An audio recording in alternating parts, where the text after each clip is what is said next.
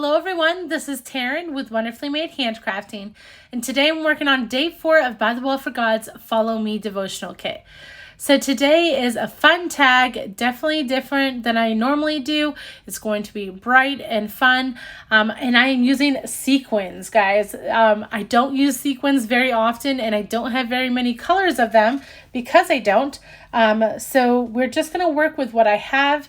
I have this darker blue, which I will kind of take out some of the mix that works well. And then I have this kind of aqua, a little bit lighter than the teal, but it'll work. And I'm using that tulle ribbon that comes wrapped around your gift, or not, it is a gift, but around your packages. So my plan is to go to my sewing machine and sew this little tulle piece down at the bottom and stuff the sequins in, and then sew them closed together. And then while I'm already there, I am going to sew the top portion of this little paper onto the tag as well. I really liked the design of this, and since we're keeping this tag super simple, I thought this would work. So here is the finished project from my sewing machine, but we have a couple extra things to add to this. Like I said, this is going to be a super simple card, guys. If you have a sewing machine and sequins, you can do it. I wanted to add the verse that corresponds with this devotional, but couldn't find anything with the ephemera that had that. And so instead, I just take this little paint chip card over to my typewriter, type out Acts 18, 1-3, and I'm making a tab on it because I don't want to take away from the pattern paper.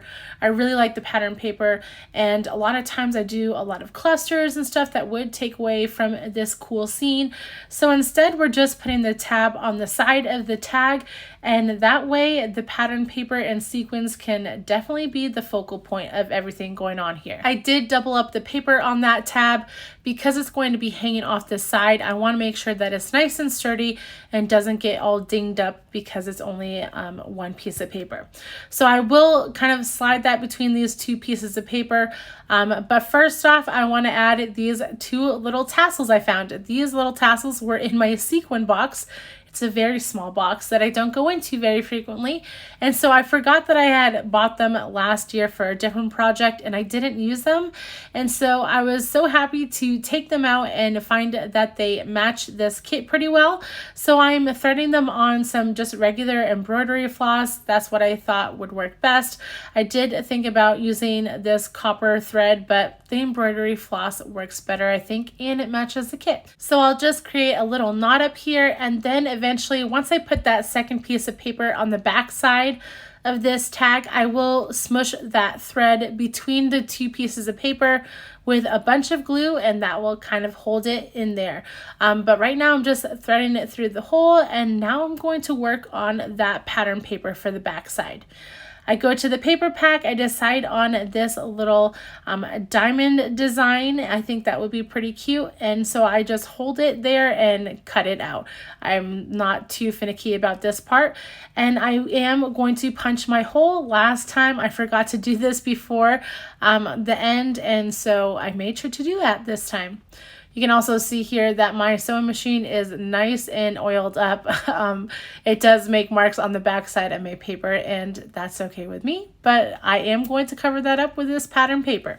So here you see I do thread that little piece of a thread through and kind of paste it down with a bunch of glue.